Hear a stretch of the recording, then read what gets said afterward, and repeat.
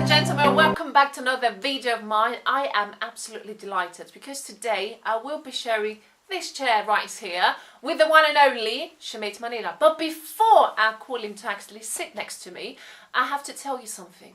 It's a confession. I've been begging this man for a year now since I started my YouTube channel to come and interview him, and I finally convinced him. Shamit, please come and join us. And he's finally here. Yay! Hello. Hello, welcome to my YouTube channel. Oh, thank you. So excited. So excited. So the way we thought to proceed with this video is that I'm going to ask him some questions, and the first one is quite simple. Is where were you born? Oh, very hard, very hard. I was born in Mozambique, Maputo. And where were you born? 1986. Okay, I've got a cheat sheet here next to me because I've written down the questions. Oh my God, And, there's a big list there. Be careful. So the third question would be that, so for those who doesn't know, Mozambique is where Shamit was born, went through a civil war and it ended in 1992. So my question is related to this, is that, do you remember anything? Because I understand in 1992 you were about 6 years old. Yeah, so very young at that time, don't remember too much. I think I remember some parts around people having to stand in massive queues to trying to buy some food. There was shortage of food, so they had to stay in lines and lines. I remember my mom having to stay there, my dad having to stay there. Sometimes we actually had to be with them as well. So, but we didn't actually feel, well, as a young kid, we didn't feel the pain, I guess. Okay. And so that was during the Civil War. What about after, when you started growing up? Did you feel the aftermath of the Civil War? It's a hard question because if you don't remember much how it was during the Civil War, exactly. you won't be able to know the Civil War itself. Plus, you're part of the entire thing, so you don't actually see any. But you don't know what's different because you're living there and you're part of it, so you don't know what's actually what's different and what should be right and what should be wrong. So. Indeed. Okay, so when did you start going to school? Which year was it, if you remember? Oh my God, probably around then actually, when I was 6. Around 6 years old. Okay, and could you describe us a bit how your day-to-day life was? Fairly normal, like any other kid. We'd go to school. We'd start school very early at 7 o'clock. Have to go to school and come back at lunchtime. Sometimes was it easy afternoon. for you to wake up at 7? Oh my God, no! It's always been hard, you know. I think as a person, I've always struggled in the morning. It's just such a tough time to get out of bed, actually. And this is quite opposite because I was the one that I will be the first one waiting for the car to pick me up to go to school. I wake up like 5 o'clock in the morning and I will be ready right outside of my house and waiting for them to take me to school. So yeah, no, I was completely different, actually. There's sometimes my mom used to... She used to threaten and say, when he was really late, when like she asked me 5 times and I didn't wake up, she was like, okay, don't worry, you don't go to school today. You just stay in bed. And I used to have like I was like, oh my God, is this like a tricky question? Am I just going to get slapped for this or something? I better get out of bed now. Okay. It's crazy. So tell us a bit more about it. So you would go to school and how was your day-to-day? So when you go to school, how was it? What do you mean? It's just a normal thing. It's go Would you play with kids. Well, when we were young, we went to something called pre. Pre is like before the school starts. And we've got school, which is from the first year to the 12th grade. So it's 12 years, and then you go to university. So as you grow, you go to school, you play, and then you study. And in school itself, it was a Portuguese school. Okay. So we were studying the Portuguese history and geography and everything else, and I think it was like quite really structured and very, very packed. So we would have to be quite methodological. I always struggle with that. I'm normally quite good at this, and now you're influencing.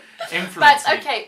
What I want to ask you, because for example, as you know, that I'm from Cyprus, so we go to school and there is this culture that you have to go to after classes. That after school we'll go to a lot of classes to prepare for school. So essentially, you don't have that afternoon to really enjoy it as a child. Was it something that you had to experience? No, we didn't actually have to go. So for us, it's slightly different. I know in Cyprus, everyone goes to the after school to tutoring and stuff. Yeah, tutoring, for us, I think the tutoring is only for the kids that don't do really well. So if you're really struggling, then they put it to go extra lessons, go to a tutor, just to like prepare yourself. At least that's the idea I had. Or everyone in the house in my family had that. So Okay, so reflecting back now with all the experience that you have now, do you think that Mozambique provided you with learning and education opportunities?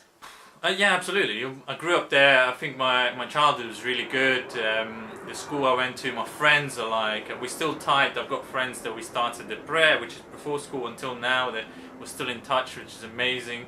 So and then yes, I've managed to learn a number of different life lessons, some good, some bad, some tough, some unexpected. You only realise it when you come to Europe that some of the stuff that happened there wasn't actually normal. Sorry to interrupt you, but what do you mean by unexpected? For example, I was there was once I was coming back from school, and then we live in the 5th floor in Mozambique, and so I was just going up the stairs, and then midway through, there's a guy just like pointing a gun at me, and I was like, wow. Crap, and then I was like, I was like in two minds, like, shall I run down? And he was like, come here. And I was only like 10 or 12 or something. Of course I was terrified. I couldn't even talk anymore. You know, you normally watch videos, movies and stuff, and you're like so excited. He's like, it's nothing, it's a gun. As soon as a gun is pointed at you, he's like, oh my God, is he going to shoot me? Is he going to shoot me? It's like, and he wanted my stuff. He wanted my wallet and stuff. I just gave it to him. You just gave it to him? I just gave it to him, and then he just laughed at me, and he goes, oh, you don't know me, it's just a joke. I was like, bloody yeah, it's not a very nice joke, is it? It wasn't indeed. Yeah, and he gave me the gun to hold it. I was like, oh, I don't want it. Okay, that was kind of a terrifying experience for a 10-year-old child. So after you finished school, you left for Mozambique. Why did you decide to leave Mozambique? Well, I didn't decide to leave Mozambique, actually.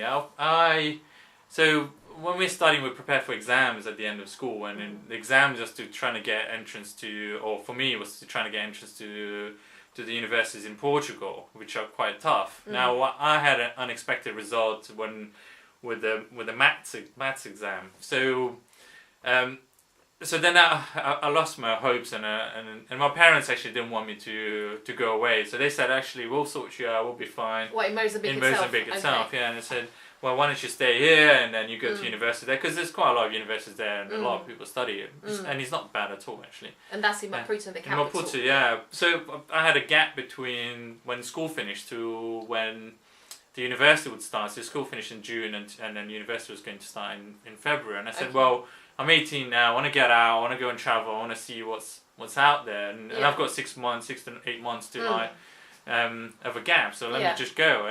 And my cousin had just been to Mozambique at that time, and then I was just like, and he lived in UK in Leicester, so I just said, well, why can't I just go to the UK and I'll go and try it out. Everyone's going to UK, so you went to UK. So I just like, let me go and find out. So an 18-year-old boy goes from Mozambique to UK.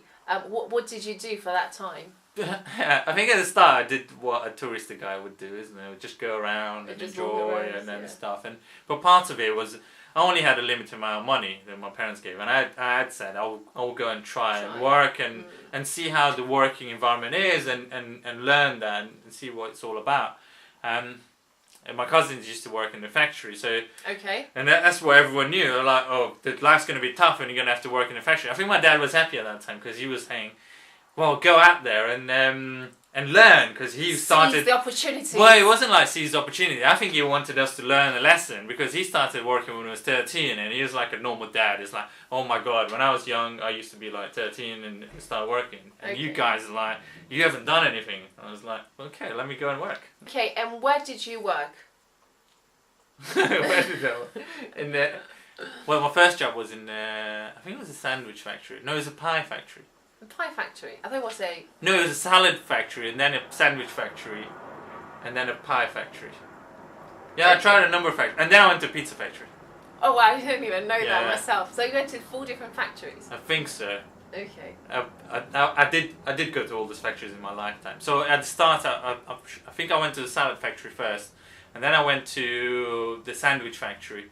It's really cold, it's 0 degrees and you have to stay there for all day. And then I went to the pizza factory, which was warm, which was nice. I enjoyed that one. You enjoy that one, the pizza factory. Okay, so after you worked at the factory, have you gained any experience, reflecting back now, working there, Do you think that you gain something out of it? Yeah, absolutely. You learn what the life is about, how people work, how things work. I've learned how to work for someone as well, which I'd never done. Before I worked in my mum and dad's shop, but that was different. It's mum and dad's shop, but this is like you work for someone. You're learning how to receive orders from your boss and how to and you learn also from those kind of jobs how to be humble, how to be human, and if for us now things are going, if anything does go wrong, you know where you can go back to. Yeah, indeed. If the opportunities are available still though. Okay, so you finished from the factory, and then what did you do? What did I do after the factory? So after that I went into a call center. The call center for like, I laugh because my English was pretty much non-existent, and I got a job in a call center taking orders for like clothes and stuff, and it was like I used to really struggle, just like normal conversation, and people call from all over the country, like Glasgow and or Scotland and different accents, and different accent. They're like, are you like, what are you saying? Is this even English? I couldn't even understand English much, so it was. But tough. it's I think it's a very important lesson here, because you've learned English through a call centre. Essentially, that's where you've learned your English. So it's not the conventional way, but nevertheless, it is. It's a way to learn English. So, yeah, you just practice, isn't it? You just got to put yourself out there. Exactly. So I was dreading it for the first couple months. It was like, oh my god! If someone called and asked something, it's like you wouldn't know what to say. Yeah, absolutely. Okay.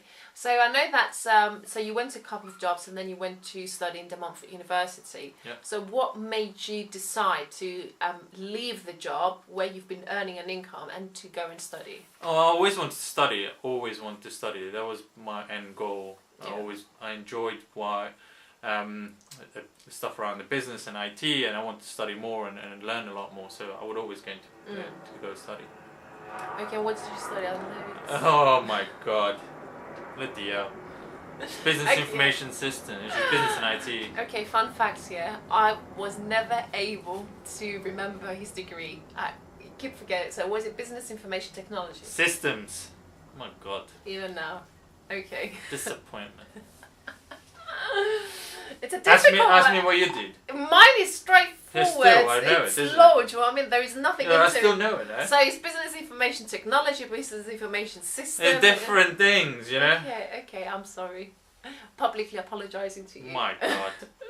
Okay, so you've studied, and then if you can tell us a bit about your university experience, and reflecting back once again back to university, would you think that a degree itself is a valuable contribution? I think going to university is a valuable experience. That's how I take it. Doesn't matter what degree you do. It's about learning how to study, how to interact, how to be with people, how to actually learn about yourself as well. It's the first time I was out of the house and doing things by myself. So it's an amazing experience. I had some really good times at university, like many people do when they go to university. And I had some like really tough times because I had to work still, to pay for my expenses and stuff. So that was tough. Yeah, weekends weren't great because that's when I used to work. And we've met on my third year, so that was your final year. Absolutely. And he was working, he was studying, he had a girlfriend at that time to go out with, and you had your social life, you were going out with friends. There's a lot to juggle. How did you manage? And he was always so calm as well. He would never stress about anything. He would leave assignments or essays last minute, and I remember him, just not sleeping the night before, and he will always get the best mark. How do you do that? I don't know. I think I don't know. It's just something just goes, isn't it?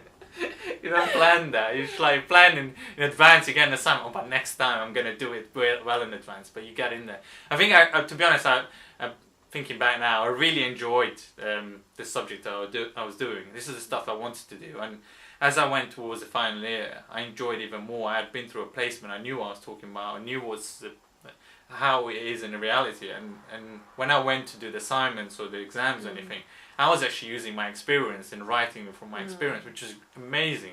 I felt the final year was the easiest one out of all of them. Because actually. you were able to adopt, is it? Yeah, absolutely. So this is the end of our interview. Thank you so much for joining You're welcome. us. And just wait for next week. I'm not quite sure how I'm going to do it, but we're going to be filming now another video about becoming an entrepreneur, from wanting to become an entrepreneur to be an entrepreneur, and for him to give us his valuable tips. This is the stuff from now, so it'll be really exciting, isn't it? Indeed. So stay tuned. Make sure you subscribe to this YouTube channel for weekly somewhere here for the weekly videos. And if I can thank you personally for joining us, give us a thumbs up. Give us a thumbs up if you do like this gentleman joining us more frequently in my YouTube, and I will see you in my next video. Thank you very much. Bye bye. Thank you.